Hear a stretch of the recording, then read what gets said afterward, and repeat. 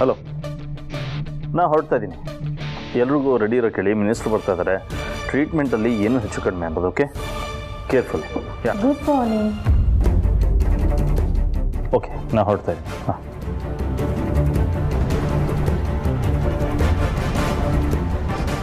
Good morning ಅಂತ. ಯಾಕಬೇ, ಏನಾಯ್ತು? ಯಾವ್ದ್ರ ಬಗ್ಗೆ ಕೇಳ್ತಾ ಇದೆಯಾ? ಅಲ್ಲ, ನೀನು ಮಾಡ್ತಿರೋದು ಸರಿನಾ?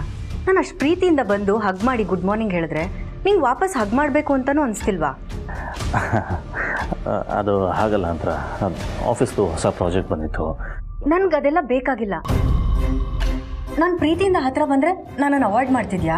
No, this is not avoiding ಅಂತ ಅರ್ಥ ಮಾಡ್ಕೋ. ಇದು ಆಫೀಸ್ ಕೆಲಸ. ನೋ, ನೀನು ಬೇಕು ಅಂತಾನೆ ಮಾಡ್ತಿದ್ಯಾ, ನನಗೆ ಗೊತ್ತು. ನೋಡು ಅಂದ್ರ, ನಿನಗೆ ಇತ್ತೀಚೆಗೆ ನೆನಪು ಬಂದಿದೆ. ಅಷ್ಟೊಂದು ಸ್ಟ್ರೆಸ್ ತಗೋಬೇಡ. See, you should not overthink. Okay, relax. ನಾನು ಆಫೀಸ್ಗೆ ಹೊರಟು ಬರ್ತೀನಿ. ಇವತ್ತೊಂದಿನ ರಜೆ ಹಾಕ್ಬೋದಲ್ವಾ? ಕಂಪ್ನಿ ನಮ್ದೇ ತಾನೆ.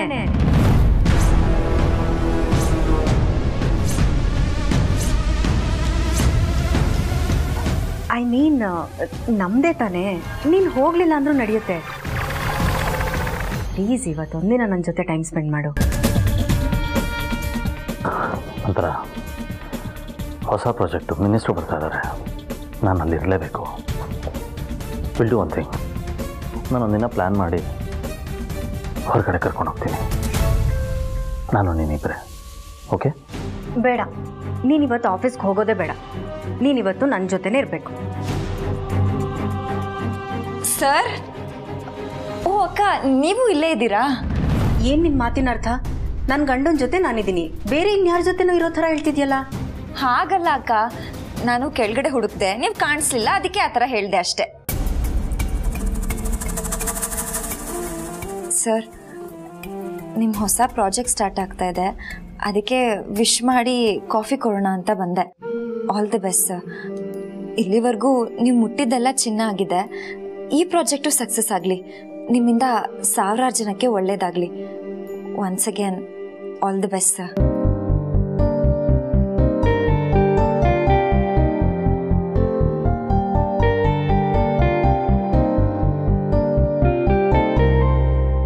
Thank you very much Leela.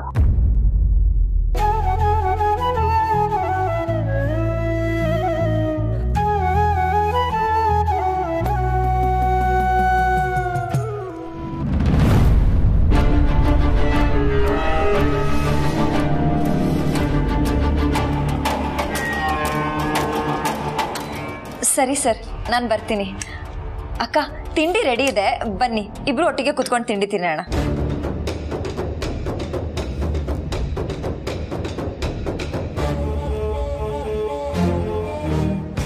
Abhi,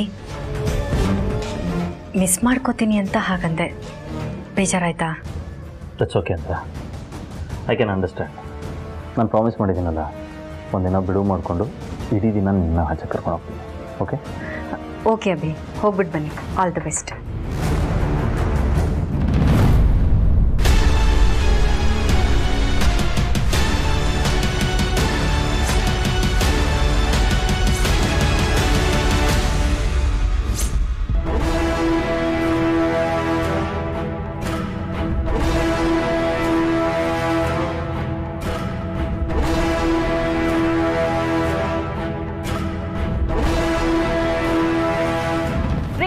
ಯಾರೇ ನೀವು? ಏನ್ ಮಾತಾಡ್ತಿದ್ದೀನಿ ಅನ್ನೋ ಪ್ರಜ್ಞೆ ಇದೆಯಾ? ಏಜೆ ಮನೇಲಿದ್ದಾರೆ, ವಾಯ್ಸ್ನ ರೇಸ್ ಮಾಡಿ ಮಾತಾಡಿದ್ರೆ ಹುಷಾರ್.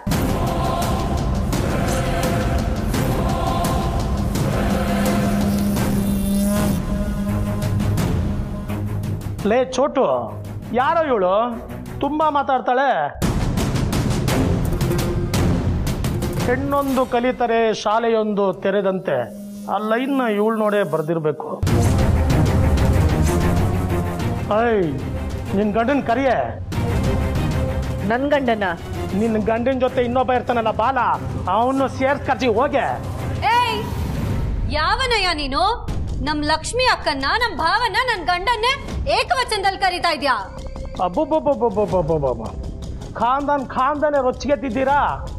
ಏಕವಚನದಲ್ಲಿ ಮಾತಾಡದೆ ಅಂದಿದ್ದಕ್ಕೆ ಉರಿತಲ್ಲ, ನನ್ನ ಕಾಸು ಇಸ್ಕೊಂಡು ತಲೆ ಮರೆಸ್ಕೊಂಡು ಓಡಾಡ್ತಿದ್ದಾರಲ್ಲ ನಿಮ್ಮ ಗಂಡಂದಿರು.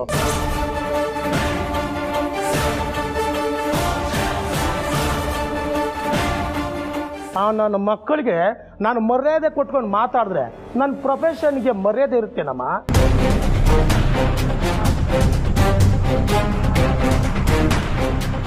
ಈಗೇನ್ ನಿಮ್ ಗಂಡಂದಿರು ಕರಿತಿರೋ ಇಲ್ಲ ನಾನೇ ಒಳಗಡೆ ಹೋಗಿ ಹುಡುಕೊಳ್ಳೋ? ನಮ್ ಗಂಡಂದ್ರು ನೀನಂತ ಚೀಪ್ ಫೆಲ್ಲೋ ಅದ್ರ ಸಾಲ ತಗೋತಾರ? ನಿಂಗೆಲ್ಲೋ ತಲೆ ಕೆಟ್ಟಿದೆ ಅನ್ಸುತ್ತೆ. ಇರು, ಪೊಲೀಸಿಗೆ ಫೋನ್ ಮಾಡ್ತೀನಿ. ಸರು, ಫೋನ್ ಮಾಡಿ. ಹಾ, ಮಾಡು. ನಾನೇ ಕಂಪ್ಲೇಂಟ್ ಕೊಡ್ಬೇಕು ಅಂತಿದ್ದೆ, ಅವರೇ ಬರಲಿ, ಎಲ್ಲ ಸೆಟಲ್ಮೆಂಟ್ ಮಾಡಲಿ. ಸರ್ ಪ್ಲೀಸ್ ಹೊರಗೆ ಬನ್ನಿ ಸರ್, ನಾವು ಮಾತಾಡೋಣ.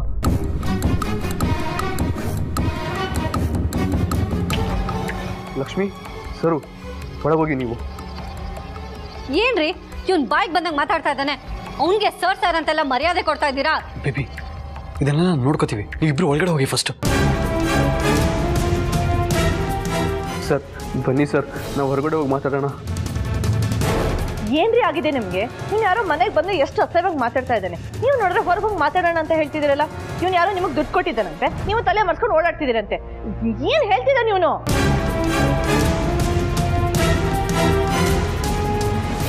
ಯಾಕೆ ಸುಮ್ಮನೆ ಇದ್ದೀರಾ? ಹೇಳಿ, ಏನಾಯ್ತು?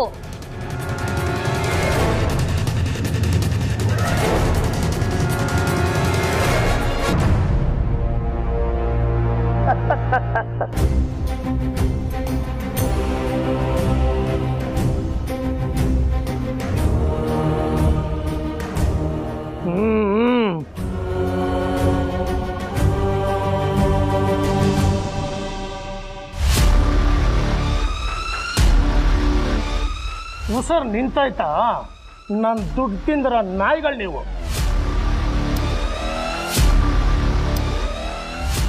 ದುಡ್ಡು ಕೇಳಕ್ ಬಂದ್ರೆ ಎಂಟಿರ್ನ ಚೂ ಬಿಡ್ತೀರೇನ್ರೋ?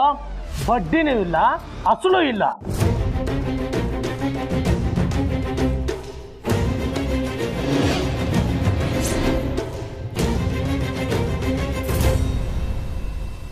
ನಮ್ಮ ಹುಡುಗರು ಹೇಳ್ದಂಗೆ ನಿಮ್ಮ ಹೆಂಡ್ತಿರು ಚೆನ್ನಾಗಿ ಅವ್ರೆ.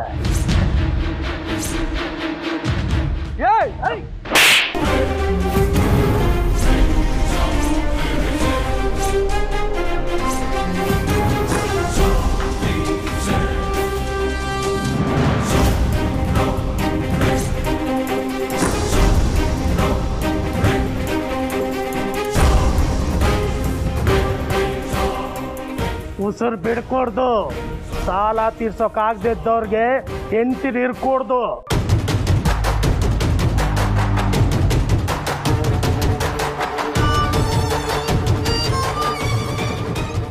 ಸುಂದರವಾಗಿರೋ ಹೆಂಡತಿರು ಇರ್ಲೇ ಕೂಡ್ದು. ಬೇಡ, ಜಾಸ್ತಿ ಆಯ್ತು. ಇಲ್ಲ, ನಾನೇ ಬೇಕು ಅಂತ ಕಂಟ್ರೋಲ್ ಮಾಡ್ತಾ ಇದ್ದೀನಿ. ಇಲ್ಲ ಅಂದಿದ್ರೆ ನಿಮ್ಮನ್ನು ಕರ್ಸೋಕ್ಕಿಂತ ಮುಂಚೆ ನಮ್ಮ ಹುಡುಗರನ್ನ ಕರೆಸಿ ನಿಮ್ಮ ಯಂತ್ರನ ಎತ್ತಾಕೊಂಡು ಹೋಗೋಕೆ ಹೇಳ್ತಾ ಇದ್ದೆ.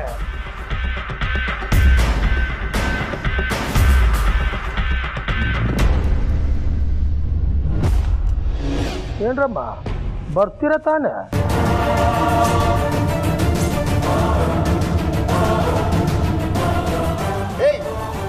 ನಮ್ಮನೆ ಹೆಣ್ಮಕ್ಳ ಬಗ್ಗೆ ಮಾತಾಡ್ತೀಯ? ನಿನ್ನ ಸಿಗ್ದು ತೋರಣ ಕಟ್ಬಿಡ್ತೀನಿ. ವಿಶ್ವರೂಪ್,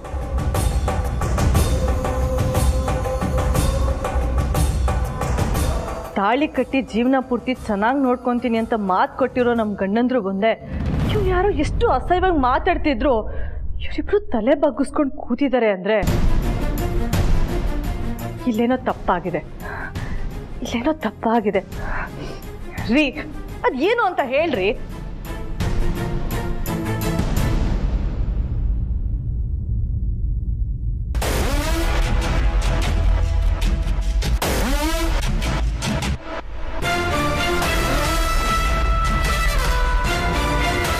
ಸರಿ ಅಕ್ಕ, ನೀವಲ್ಲೇ ಇದ್ದು ನೋಡ್ಕೊಳ್ತಾ ಇರಿ. ಏಜ್ ಏನಾದರೂ ವಾಪಸ್ ಬಂದರೆ ಅವ್ರ ಈ ಕಡೆ ಬರ್ತಿರೋ ಥರ ನೀವೇ ನೋಡ್ಕೋಬೇಕು. ಓಕೆ ಅಕ್ಕ? ಅಪ್ಪ ಯಾವಾಗಲೂ ಹೇಳ್ತಿರ್ತಾರಲ್ವ, ಒಬ್ಬ ಮನುಷ್ಯ ಝೀರೋಯಿಂದ ಸಾಧನೆ ಮಾಡಬೇಕು ಅಂತ. ಅದೇ ಥರ ನಾವು ಸಣ್ಣ ಸಾಧನೆ ಮಾಡೋಣ ಅಂತ ಈ ಕೆಲಸಕ್ಕೆ ಕೈ ಹಾಕಿ ಇವ್ರ ಹತ್ರ 30 ಕೋಟಿ ಸಾಲ ತೊಗೊಂಡ್ವಿ.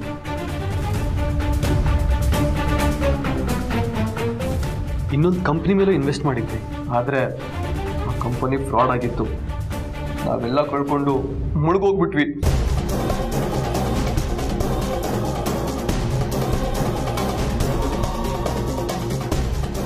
ಅಬ್ಬಬ್ಬಬ್ಬಬ್ಬಬ್ಬ, ಎಂತ ಕರುಳು ಕಿವುಚೋ ಸಂದರ್ಭ.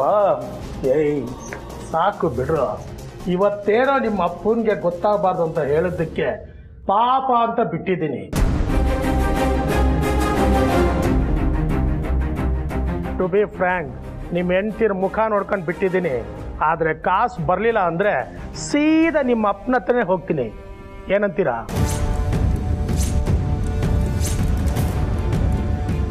ಸರ್ ಪ್ಲೀಸ್ ಸರ್, ಅಪ್ಪಂಗೆ ಮಾತ್ರ ದಯವಿಟ್ಟು ಹೇಳಕ್ಕೆ ಹೋಗ್ಬಿಡಿ. ನಿಮ್ಮ ಕಾಲು ಇಟ್ಕೋತೀವಿ.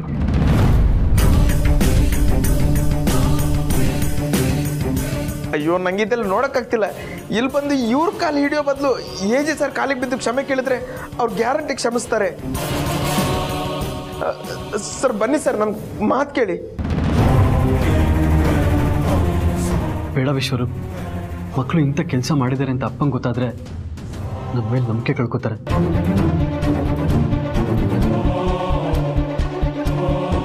ಆಗ ನಾವು ಬದುಕಿದ್ರು ಸತ್ತಂಗೆ. ಏಯ್ ಸಾಕು ನಿಲ್ಲಿಸ್ರು. ನಿಮ್ಮ ಗೋಳಿನ ಕತೆ ಕೇಳಕ್ ಆಗ್ತಾ ಇಲ್ಲ. ಲೇ, ನನಗೆ ಬೇಕಾಗಿರೋದು ನಿಮ್ಮ ಕತೆ ಅಲ್ಲ, ಕಂತೆ ನೋಟಿನ ಕಂತೆ. 30 ಕೋಟಿ ಕೊಟ್ರೆ ನಾನ್ಯಾರೋ ನೀವ್ಯಾರೋ. ಕೊನೆ ಅವಕಾಶ, 1 ವಾರ ಟೈಮ್ ಕೊಡ್ತೀನಿ. ಕೊಟ್ಟರು ಬದುಕೋತೀರ, ಇಲ್ಲ ಅಂದರೆ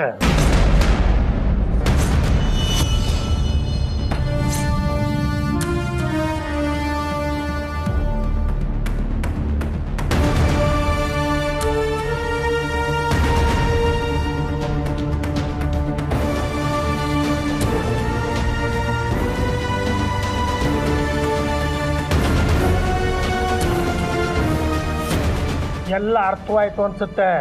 1 ವಾರ ನೆನಪಿರ್ಲಿ.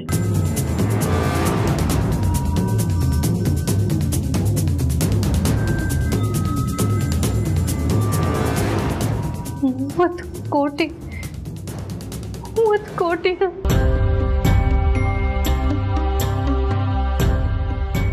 ಹಣದ ಪ್ರಶ್ನೆ ಇರ್ಲಿ, ಮನೆ ಮಕ್ಕಳ ಮರ್ಯಾದೆ.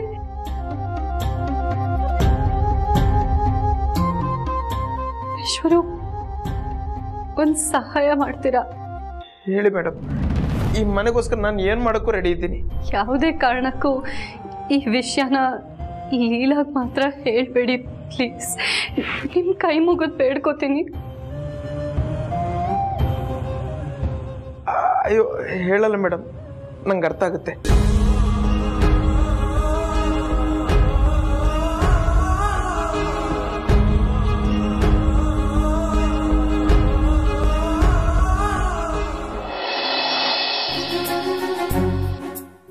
ಇಲ್ಲ, ನೀನು ಯಾಕೆ ಈ ಕೆಲಸ ಎಲ್ಲ ಮಾಡ್ತಿದ್ಯಾ? ಮೇಡಮ್, ನಾನು ಹೇಳಿದೆ, ನೀವು ನನ್ನ ಮಾತೇ ಕೇಳಿಲ್ಲ. ಇವಾಗ ನೋಡಿ ಸರ್ ಕೈನ ನಾನು ಉಗಿಸ್ಕೊಡ್ತೀನಿ. ನಿನ್ನನ್ನು ಕೇಳ್ತಾ ಇರೋದು. ಯಾಕೆ ಕೆಲಸ ಎಲ್ಲ ಮಾಡ್ತಿದ್ಯಾ? ಮನೇಲಿದ್ದು ಬೋರ್ ಆಗ್ತಿತ್ತು, ಅದಕ್ಕೆ ದಿನಸಿ ಸಾಮಾನು ತಗೊಂಡ್ ಬರೋಣ ಅಂತ ಹೋಗಿದ್ದೆ. ಇಲ್ಲೇ 5 ನಿಮಿಷದ ದಾರಿ, ಹೋಗಿ ಬಂದ್ಬಿಡ್ಬೋದು. ಅಂಗಡಿ ಎಷ್ಟು ದೂರ ಇದೆ ಅನ್ನೋದಲ್ಲ ವಿಷಯ, ನೀನೆಷ್ಟು ಭಾರ ಹೊತ್ಕೊಂಡಿದ್ಯಾ ಅನ್ನೋದು ವಿಷಯ. ರೂಪಾ, ಲೀಲಾ ನಿನ್ನನ್ನು ಕರೆದಾಗ ನಿನಗಾದ್ರೂ ಗೊತ್ತಾಗಬೇಕು ತಾನೆ. ಈ ಕೆಲಸ ಎಲ್ಲ ಮಾಡೋದಕ್ಕೆ ಜನ ಇದ್ದಾರೆ, ಲೀಲಾ ಈ ಕೆಲಸ ಮಾಡಬಾರ್ದು. ಎಲ್ಲಿ ಅವನು ವಿಶ್ವರೂಪ್? ಇಂಥದ್ದೆಲ್ಲ ಅವ್ನು ನೋಡ್ಕೋಬೇಕಲ್ವಾ?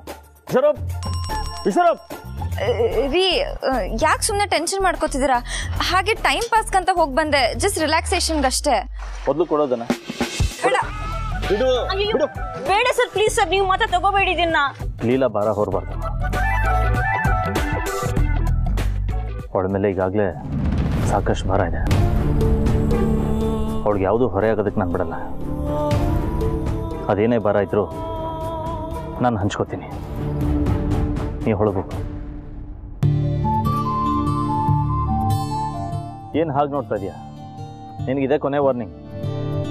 ಇನ್ಮೇಲೆ ಈ ಥರ ಕೆಲಸ ಎಲ್ಲ ನೀನು ಮಾಡಬಾರ್ದು. ಇದನ್ನು ಮಾಡೋಕ್ಕೆ ಜನ ಇದ್ದಾರೆ. ಗೊತ್ತಾಯ್ತಾ? ಕೇಳಿಸ್ತಾ ಇಲ್ಲ, ಜೋರಾಗಿ ಹೇಳು. ತಿಂಡಿ ತಿಂದಿಲ್ವಾ? ನೀವ್ ಈ ತರ ಸ್ಕೂಲ್ ಟೀಚರ್ ತರ ಗದ್ರಿದ್ರೆ ನಂಗೆ ಭಯ ಆಗಲ್ವಾ? ಗದ್ರದೆ ಇನ್ನೇನು ಮಾಡಲಿ? ಇಷ್ಟೆಲ್ಲ ಕಷ್ಟಪಟ್ಕೊಂಡು ಈ ಥರ ಭಾರ ಹೊರ್ತಾ ಇದ್ರೆ ನನಗೆ ನೋವಾಗಲ್ವಾ? ಭಾರ ಹೊತ್ತಿದ್ರೆ ನನಗೆ ನೋವಾಗಬೇಕು, ನಿಮ್ಗೆ ಹೇಗೆ ನೋವಾಗುತ್ತೆ? ನಿನಗೆ ನೋವಾದರೆ ನನಗೆ ನೋವಾದಾಗೆ.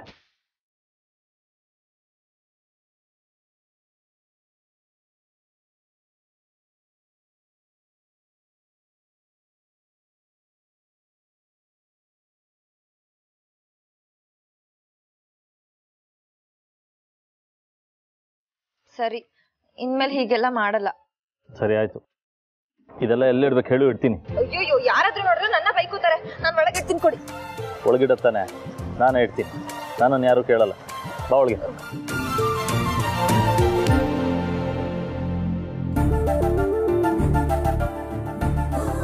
ಬಾ ಬೇಗ. ಇನ್ನು ಯಾಕೆ ಸಪ್ಪಗಿದೆಯಾ? ಮತ್ತೆ ನೀವ್ಯಾಕೆ ನನ್ನ ಮೇಲೆ ಪದೇ ಪದೇ ರೇಗ್ತಿದ್ದೀರಾ? ನಾನು ಏನ್ ತಪ್ಪು ಮಾಡಿದ್ದೀನಿ ಅಂತ ನಿಮ್ಮ ಹತ್ರ ಬೈಸ್ಕೋಬೇಕು? ನಮ್ಮ ಹೆಡ್ ಮಿಸ್ ಒಬ್ರಿದ್ರು, ಸೇಮ್ ನಿಮ್ ತರಾನೇ. ಅವ್ರ ಸ್ಕೂಟಿ ಸೀಟ್ನ ಬ್ಲೇಡ್ ತಗೊಂಡು ಕುಯ್ದಾಕಕ್ಕೆ ಹೋಗಿದ್ದೆ. ಆಮೇಲೆ ಪಾಪ ಅನ್ಸ್ತು, ಅದಕ್ಕೆ ಹಾಗೆ ಬಿಟ್ಟೆ. ಇದು ನೀನು ಕೋಪ ಆಗಲಿ ಆವೇಶ ಆಗಲಿ ಯಾವುದನ್ನೂ ಹೊರಗಾಕಲ್ಲ, ನುಂಗ್ಕೋತೀಯ. ಅದಕ್ಕೆ ನಿನಗೆ ಇಷ್ಟು ಚಿಕ್ಕ ವಯಸ್ಸಲ್ಲಿ ಇಷ್ಟು ಮೆಚುರಿಟಿ ಬಂದಿರೋದು. ನಿನಗೆ ಈ ಮನೇಲಿ ಬೇರೆನೇ ಒಂದು ಸ್ಥಾನ ಇದೆ, ನೀನು ಅದನ್ನು ಅರ್ಥ ಮಾಡ್ಕೋಬೇಕು. ಯಾವ ಸ್ಥಾನ? ಅದೆಲ್ಲ ನನಗೆ ಗೊತ್ತಿಲ್ಲ, ಬಟ್ ಈ ಮನೇಲಿ ನೀನು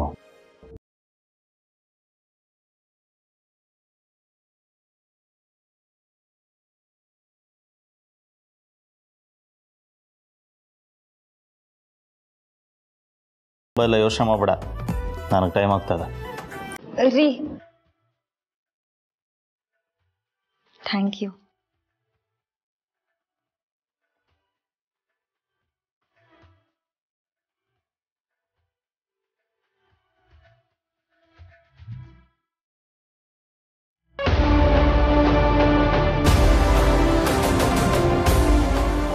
ಎಕ್ಸ್ಕ್ಯೂಸ್ ಮೀ.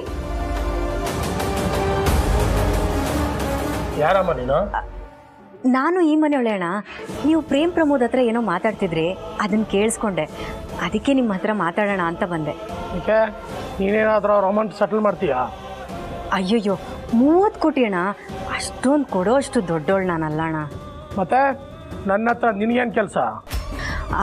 ಅಣ್ಣ, ನಾನು ಹೇಳೋದನ್ನ ಸ್ವಲ್ಪ ಸಮಾಧಾನವಾಗಿ ಕೇಳಿ. ನೋಡಿ, 1 ರೂಪಾಯಿ ಬೆಲೆ ಏನು ಅಂತ ನನಗೆ ಚೆನ್ನಾಗಿ ಗೊತ್ತಿದೆ. ಅಂಥದ್ರಲ್ಲಿ ನೀವು 30 ಕೋಟಿ ಕೊಟ್ಟಿದ್ದೀರಾ. ಆ 30 ಕೋಟಿ ದುಡಿಯೋಕ್ಕೆ ಪಾಪ ನೀವು ಎಷ್ಟೆಲ್ಲ ಕಷ್ಟಪಟ್ಟಿರ್ಬೋದು. ಒಂದೊಂದು ಸಲ ಬೆವರು ಸುರಿಸಿರ್ತೀರಾ, ಇನ್ನೂ ಕೆಲವು ಸಲ ರಕ್ತನೇ ಸುರಿಸಿರ್ತೀರಾ ಅಲ್ವಾಣ? ಅಷ್ಟಿಲ್ಲದೆ ಕೋಟಿಗಟ್ಟಲೆ ಮಾಡೋಕ್ಕಾಗುತ್ತೆ ನಮ್ಮ? ಕರೆಕ್ಟಾಗಿ ಹೇಳಿದ್ರಿ ಅಣ್ಣ. ಅದಕ್ಕೆ ನಾನು ನಿಮ್ಮ ಹತ್ರ ಸಪ್ರೇಟಾಗಿ ಮಾತಾಡೋಕೆ ಬಂದಿರೋದು. ಶ್ರೀಮಂತರ ಮಕ್ಕಳಿಗೆ ಒಂದು ಚಟ ಇರುತ್ತಣ್ಣ. ಏನೇ ಆದರೂ ನಮ್ಮ ಅಪ್ಪ ಇದ್ದಾನೆ, ನಮ್ಮ ಫ್ಯಾಮಿಲಿ ಇದೆ ಅಂತ ಏನು ತಪ್ಪು ಮಾಡಿದ್ರು ನಡೆಯುತ್ತೆ ಅಂತ ಅಂದ್ಕೊಂಡ್ಬಿಡ್ತಾರೆ. ಅದಕ್ಕೆ ಈ ಥರ ಎಷ್ಟೋ ಜನಕ್ಕೆ ಮೋಸ ಮಾಡಿರ್ತಾರೆ. ಅಲ್ಲ, ನಮ್ಮ ಮನೆ ಮಕ್ಕಳು ಅಂತ ನಾನೇನು ಅವ್ರನ್ನ ವಹಿಸ್ಕೊಂಡು ಬರ್ತಾ ಇಲ್ಲ. ಅವ್ರು ಮಾಡಿರೋ ತಪ್ಪಿಗೆ ಅವ್ರಿಗೆ ಸರಿಯಾದ ಶಿಕ್ಷೆ ಆಗಬೇಕು, ಅವ್ರ ತಪ್ಪು ಅವ್ರಿಗೆ ಅರಿವಾಗಬೇಕು. ಅಲ್ಲ ಅಣ್ಣ, 30 ಕೋಟಿ ಅಂದರೆ ಏನು ತಮಾಷೆನಾ? ಅದಕ್ಕೆ ಅಲ್ವಾ ಜಾರ್ಸಕ್ಕೆ ಬಂದಿದ್ದು. ಹೋಗ್ಲಿ ಅಂತ 1 ವಾರ ಟೈಮ್ ಕೊಟ್ಟಿದ್ದೀನಿ. ಅಣ್ಣ, ನಿಮ್ಮನ್ನು ನೋಡ್ತಿದ್ರೆ ನನಗೊಬ್ಬ ಅಣ್ಣ ಇದ್ದಿದ್ರೆ ಹೇಗಿರ್ತಿದ್ನೋ ಹಾಗೆ ಇದ್ದೀರಣ್ಣ. ನೋಡಿ, ನಾನು ನಿಮ್ಮ ತಂಗಿಯಾಗಿ ಒಂದು ಮಾತು ಹೇಳ್ತೀನಿ. ನೀವು ನೋಡೋಕ್ಕೆ ಎಷ್ಟು ಟೆರರ್ ಆಗಿದ್ದೀರೋ, ನಿಮ್ಮ ಮನಸ್ಸು ಅಷ್ಟೇ ಹೆಂಗರಳಣ್ಣ. ಅದರಲ್ಲಿ ಎಷ್ಟು ಕರುಣೆ ತುಂಬಿಕೊಂಡಿದೆ ಅಂದರೆ, ಅದಕ್ಕೆ ದುಡ್ಡು ರಿಕವರಿ ಮಾಡೋಕ್ಕೆ ಅಂತ ಬಂದವರು ಅವ್ರ ಹೆಂಡ್ತಿರ್ನ ನೋಡಿ 1 ವಾರ ಟೈಮ್ ಕೊಟ್ಟಿದ್ದೀರಲ್ಲಣ್ಣ. ನಿಮ್ಮಂಥ ದೊಡ್ಡ ಮನಸ್ಸಿರೋರ್ಗೆ ಅನ್ಯಾಯ ಆಗಬಾರ್ದಣ್ಣ, ಅನ್ಯಾಯ ಆಗಬಾರ್ದು. ಕಷ್ಟದಲ್ಲಿರೋರ್ಗೆ ನೀವು ಸಹಾಯ ಮಾಡ್ತಿದ್ದೀರಾ. ನೀವು ದೇವ್ರಿಗೆ ಸಮಾನ ಅಣ್ಣ, ದೇವ್ರಿಗೆ ಸಮಾನ. ಅಯ್ಯೋ, ನನ್ನ ವಿಷಯಕ್ಕೆ ನೀನ್ಯಾಕಮ್ಮ ಕಣ್ಣೀರಾಗ್ತೀಯಾ? ಹೇಳಿದ್ನಲ್ಲ ಅಣ್ಣ, ನೀವು ನಮ್ಮ ಅಣ್ಣ ಇದ್ದಂಗೆ ಅಂತ. ಆಯ್ತಮ್ಮ, ನಾನೀಗೇನು ಮಾಡಬೇಕು ಹೇಳು. ನೀವು ಏನು ಮಾಡ್ತಿರೋ ಗೊತ್ತಿಲ್ಲ. ಈ 1 ವಾರದಲ್ಲಿ ಅವ್ರಿಗೆ ಬದುಕಕ್ಕೆ ಕಷ್ಟ ಆಗ್ಬಿಡ್ಬೇಕು. ನೀವು ಸುಮ್ಮನೆ ಇರೋರಲ್ಲ, ಏನು ಬೇಕಾದರೂ ಮಾಡ್ತೀರಾ ಅಂತ ಆ ಪ್ರೇಮ್ ಪ್ರಮೋದ್ಗೆ ಭಯ ಶುರುವಾಗಬೇಕು. ಆಗ ಆಗ ನಿಮಗೆ ದುಡ್ಡು ವಾಪಸ್ ಸಿಗುತ್ತೆ. ಇಲ್ಲಾಂದ್ರೆ ಹೀಗೆ ಮೋಸ ಮಾಡಿಕೊಂಡು ಸುಳ್ಳು ಹೇಳ್ಕೊಂಡು ತಿರುಗ್ತಾರೆ. ನಿಮಗೆ ಮೋಸ ಮಾಡಿದ್ರೆ ಅದು ನಮಗೆ ಮೋಸ ಆದಂಗಲ್ವಾಣ. ಏನಪ್ಪ ಇವಳು ಮನೆ ಮಕ್ಕಳು ಪರವಾಗಿ ಮಾತಾಡೋದು ಬಿಟ್ಟು ಬಂದೋನ್ ಪರವಾಗಿ ಮಾತಾಡ್ತಿದ್ದಾಳೆ ಅಂತ ತಪ್ಪು ತಿಳ್ಕೊಬಿಡಿ ಅಣ್ಣ. ನೋಡಿ, ನ್ಯಾಯ ಯಾರ ಸ್ವತ್ತು ಅಲ್ಲ, ಅದು ನ್ಯಾಯ ಇದ್ದವ್ರಿಗೆ ಮಾತ್ರ ಸಿಗಬೇಕು ಅಷ್ಟೇ.